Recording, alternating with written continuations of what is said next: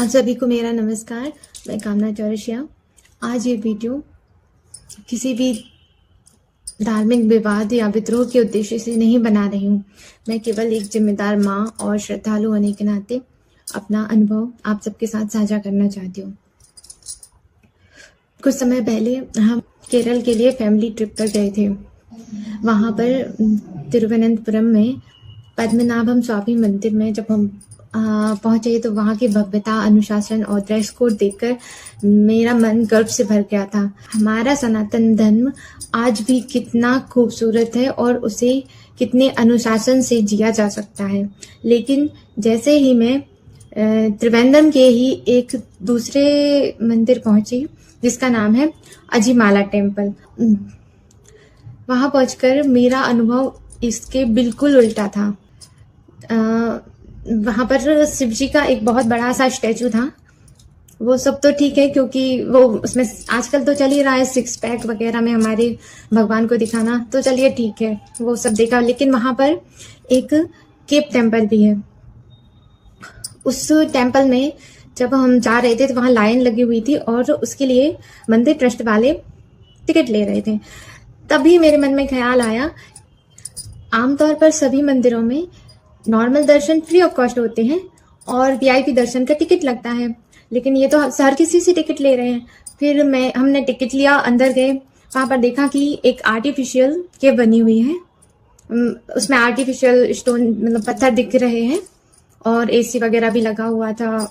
वहां पर कुछ अच्छी मूर्तियां थी, जैसे कि शिवलिंग थे और काफी अच्छी मूर्तियां भी थी। पर जैसे ही हम और अंदर पहुंचे वहां पर मैं देखकर खड़ी की खड़ी रह गई। मैं अपने बच्चों के साथ दर्शन करने आई हुई थी और वहां हमारे भगवान शिव जी और माता पार्वती की बिल्कुल ना के बराबर वस्त्रों में, कुल मानव रूप में बहुत बड़ी बड़ी प्रतिमाएं बनी हुई थी।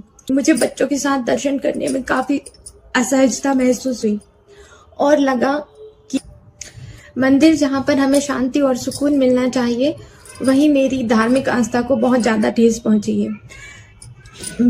मंदिर बच्चों के लिए संस्कार का पहला स्थान होता है और वहां पर ये जब ऐसे दृश्य देखने को मिले तो हम बच्चों को क्या ही समझाएंगे।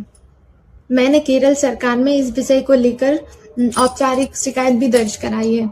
हो सकता है कि मेरे कहने पर कुछ समय के लिए प्रतिमाओं को कुछ वस्त्र से ढक दिया जाए या कुछ उसका छोटा मोटा सॉल्यूशन निकाला जाए, पर फिर मुझे अपने मन ही मन एहसास हुआ कि अगर इसका सॉल्यूशन निकाला भी गया तो क्या गारंटी है कि अगली बार इस तरह की मूर्तियां नहीं बनेंगी।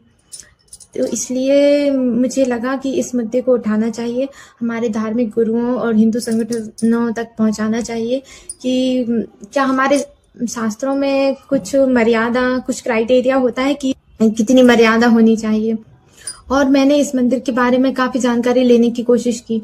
एक यूट्यूब में मलयालम भाषा में कुछ वो केप टेम्पल के बारे में बता रहे हैं, तो उसमें बार बार बस वो एक ही बात बोल रहे हैं कि ये केप टेम्पल आपको एक बहुत अच्छी अनुभूति देने वाला है, एक आध्यात्मिक केंद्र है, मेडिटेशन एरिया, बहुत अलग अनुभूति देने वाला है। लेकिन किसी भी वीडियो में यह नहीं बताया गया है हमारे भगवानों को इस अवस्था में दिखाया जाना सही है या नहीं।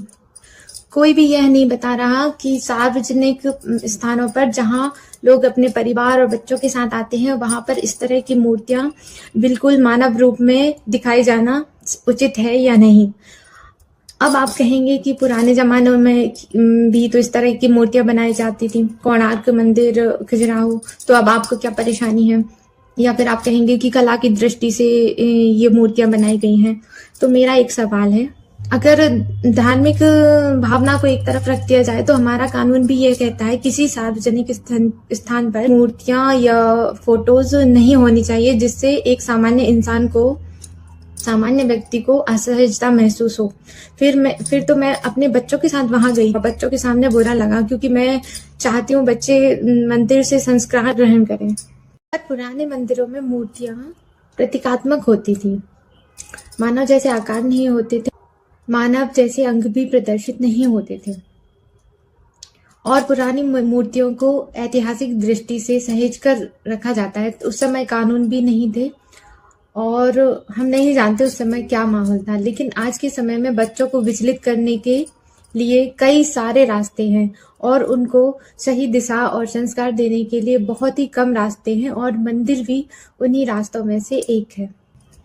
कला की आज़ादी इतनी होती है कि आप कुछ भी बना देंगे। आपको अपनी कला दिखाना है तो किसी और क्षेत्र में जाइए, धर्म को क्यों इससे जोड़ रहे हैं?